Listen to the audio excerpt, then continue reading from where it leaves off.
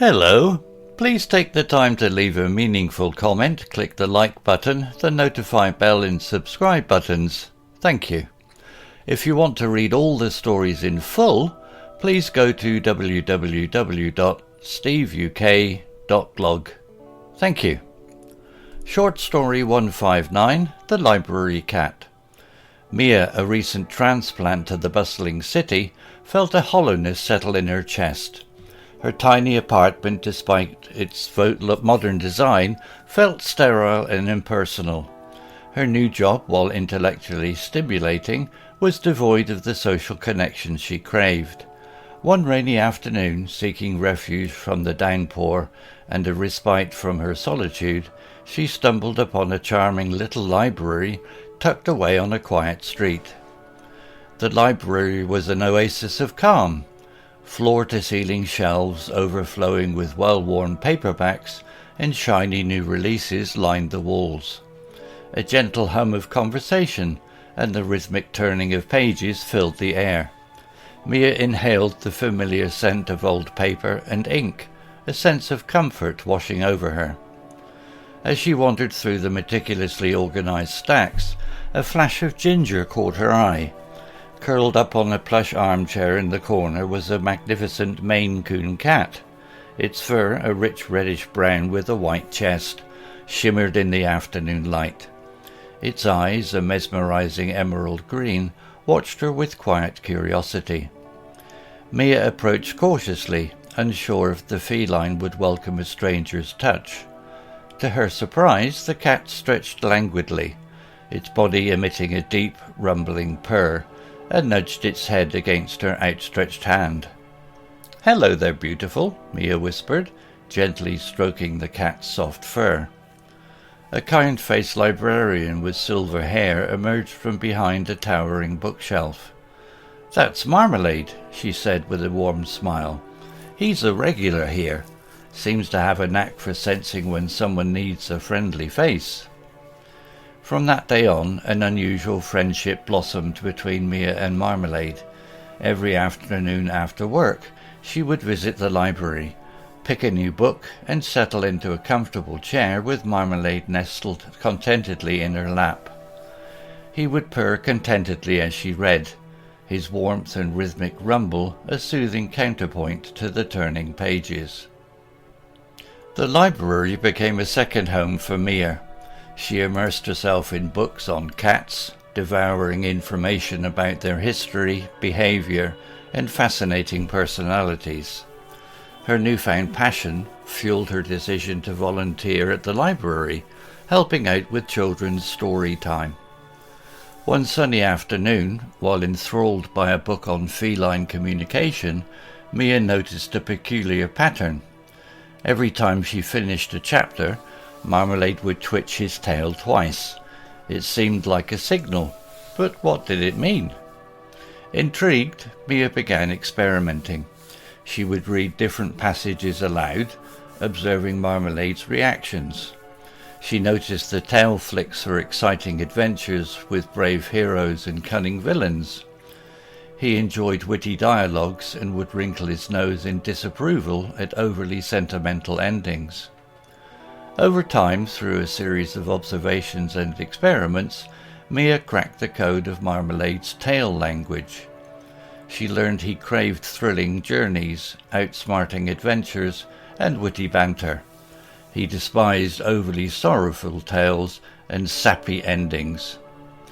News of the whispering librarian, who could talk to cats, spread like wildfire through the town. Children flocked to the library, eager to share their favourite stories with Marmalade.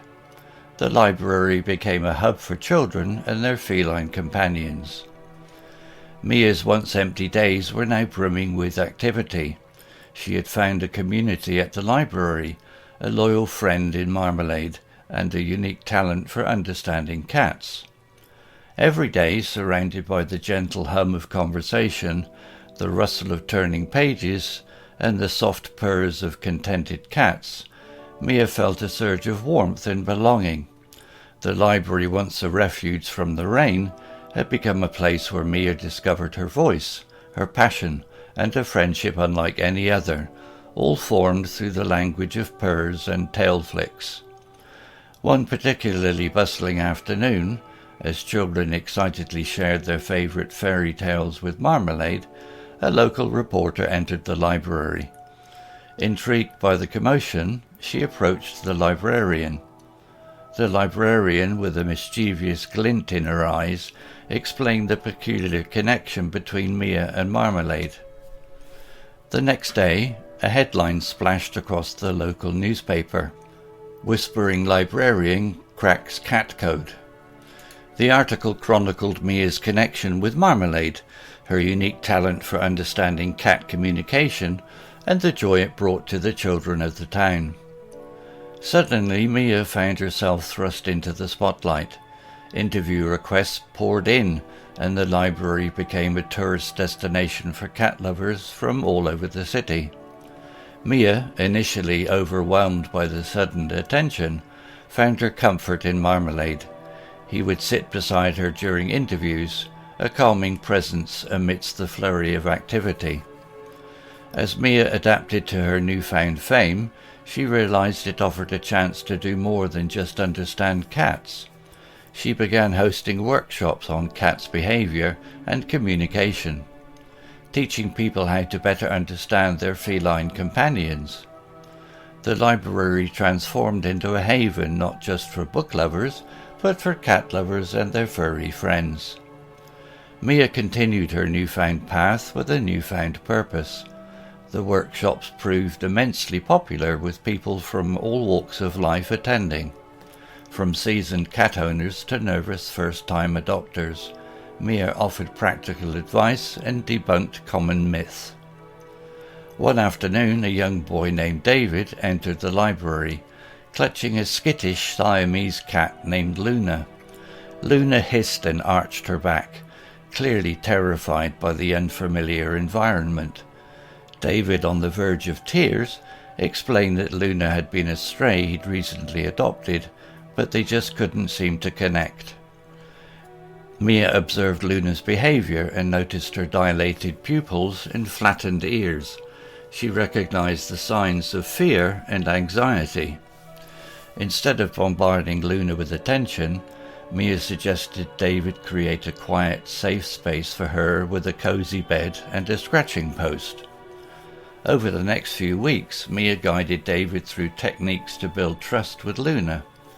She suggested leaving out enticing toys with catnip, letting Luna initiate contact, and speaking in a gentle, soothing voice. Slowly, with patience and understanding, Luna began to relax. During one session, as David hesitantly offered his hand for Luna to sniff, a familiar tail flick caught Mia's eye. Marmalade, perched on a nearby bookshelf, flicked his tail twice, a silent encouragement. Luna, emboldened perhaps by Marmalade's subtle communication, nuzzled against David's hand, a soft purr rumbling in her chest. David's face lit up with a smile brighter than the sun. "She likes me," he exclaimed, tears welling up in his eyes, this time with joy. Seeing Luna's transformation and David's newfound happiness filled Mia with a sense of fulfillment. It wasn't just understanding cat language, it was about facilitating connections, fostering friendships between humans and their feline companions. Mia's story became a beacon of hope, not just for lonely cat owners, but for anyone seeking a sense of belonging. The library, once a quiet haven for bookworms, became a vibrant community centre, filled with the rustling of pages, the purring of cats, and the joy of connection. And at the heart of it all stood Mia, the whispering librarian, her heart brimming with the warmth of friendships, both human and feline, all brought together by the magic of a library cat and the power of understanding. Vocabulary notes: characters and emotions. Pangs of loneliness, a sudden feeling of sadness because you are alone. Impersonal, not seeming to care about people or their feelings. Soothing counterpoint, something that provides a calming contrast, Marmalade's purring contrasted with the turning pages. Disapprove, to express dislike or disapproval. Flurry of activity, a sudden burst of busy activity. Surge of warmth and belonging, a strong feeling of happiness and being part of something. Setting and objects. Havens, places of safety and refuge. Floor-to-ceiling shelves, shelves that reach from the floor to the ceiling. Worn spines, the backs of books that are worn from use. Rhythmic turning of pages, the sound of pages being turned in a regular rhythm. Plush armchair, a comfortable armchair with soft padding. Emerald green, a bright green colour like an emerald gemstone.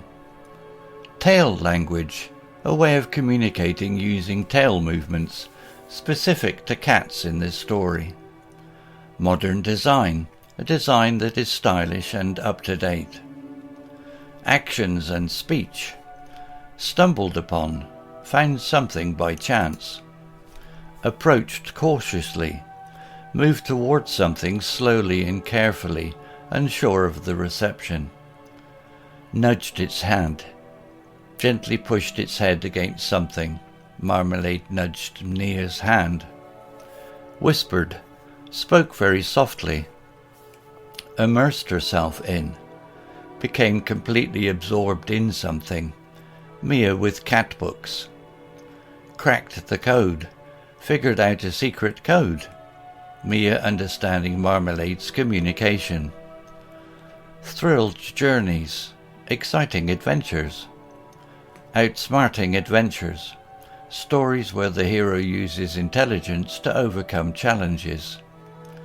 Overtly sentimental endings, endings that are excessively emotional or sentimental.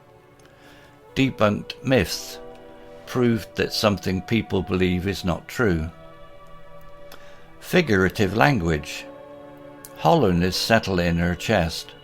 Metaphor, comparing loneliness to an emptiness in the chest. Oasis of calm, metaphor, comparing the library to a peaceful place in a desert. Whispering librarian, nickname given to Mia for her ability to understand cats, a slight exaggeration. Story written by Google Bard AI, image created by desgo.com AI. To read all the stories in full, please go to www.steveuk.blog. Thank you. Hello, this is Steve. If you enjoyed the story, please would you take the time to leave a meaningful comment and click on the like icon. If you want to know when the next story has been uploaded, please click on the notify bell icon to be notified. If you haven't already, please subscribe to my channel and tell your English learning friends so they can benefit too. Thank you.